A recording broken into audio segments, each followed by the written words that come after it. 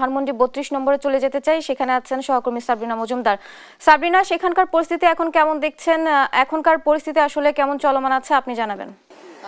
বুবলি, ধানমন্ডি ৩২-এর অবস্থা সকাল থেকেই যেমনটি জানাচ্ছিলাম যে এখানে এখন পর্যন্ত হচ্ছে বিক্ষুব্ধ জনতা ছাড়াও আসলে এখানে যারা উৎসুক যারা আছেন বিভিন্ন জায়গা থেকে তারা কিন্তু এখানে এসেছেন। তবে ৯টা একটু অর্থাৎ ৮টা বাজে থেকে কিন্তু এখানে কিছু জনতা এসেছেন এবং তারা আসলে আবারও এই স্থাপনাটির ভিতরে ঢুকেছেন এবং ঢুকে কিন্তু তারা বিভিন্ন জায়গায় আসলে যে ইট গুলো আছে বা পিলার গুলো আছে সেগুলো দিয়ে আসলে আপনি এখনো হচ্ছে দেখতে পারবেন যে এখানে কিন্তু এসে যারা জনতা যারা আছেন তারা আসলে এটাই আসলে ভাঙার চেষ্টা করছেন এবং তাদের হচ্ছে তারা বলছেন যে তারা আসলে এটি পুরো গুড়িয়ে দিতে চায় এবং তাদের একটি হচ্ছে দাবি যে শরীফ ওসমান হাদির আসলে যারা শরীফ ওসমান হাদিকে আসলে হত্যা করে যারা পালিয়ে গেছে তাদেরকে আসলে বিচার তাদের শরীফ ওসমান হাদির সুষ্ঠু বিচারের দাবি জানাচ্ছেন এবং তারা যেটা বলছেন যে তারা আসলে এখানে তবে তারা আসলে বলছেন যে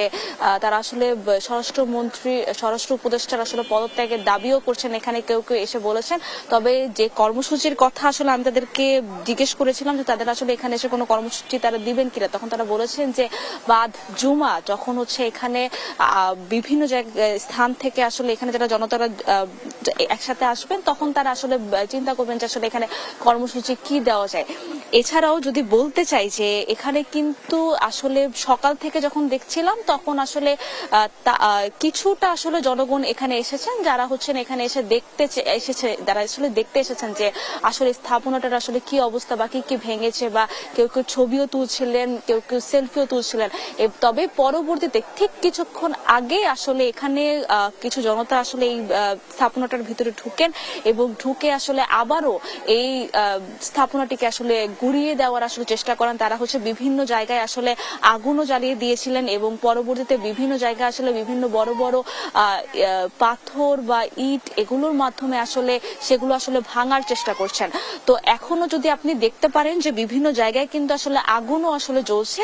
তো আগুন জ্বালানোর পর আসলে এখন হচ্ছে পরিস্থিতি তাও আসলে রাতভর যে পরিস্থিতি সৃষ্টি হয়েছিল, রাতভর যেভাবে আসলে ভাঙচুর এখানে হয়েছিল, যেভাবে আগুন জ্বালানো হয়েছিল, এখানে কিন্তু বিভিন্ন গাছও আপনি দেখতে পাচ্ছেন। যারা বিক্ষুব্ধ জনতারা যারা এসেছেন তারা কিন্তু বিভিন্ন গাছে আসলে আগুনও জ্বালিয়ে দিয়েছেন এবং এখানে যে পিলার গুলো আছে সেগুলো কিন্তু আসলে তারা নষ্ট করে দিয়েছেন। তো এখন পর্যন্ত ধানমন্ডি ৩২-এর যে অবস্থা সেটি আসলে কিছুটা থমথমে, আবার এখন আসলে নতুন করে আসলে তারা ভিতরে ঢুকেছে, তারা বিভিন্নভাবে কর্মযোগ্য চালানোর চেষ্টা করছে। তো সেই পরিস্থিতি এখন এই ধানমন্ডি ৩২-এর এই ছিল সর্বশেষ খবর।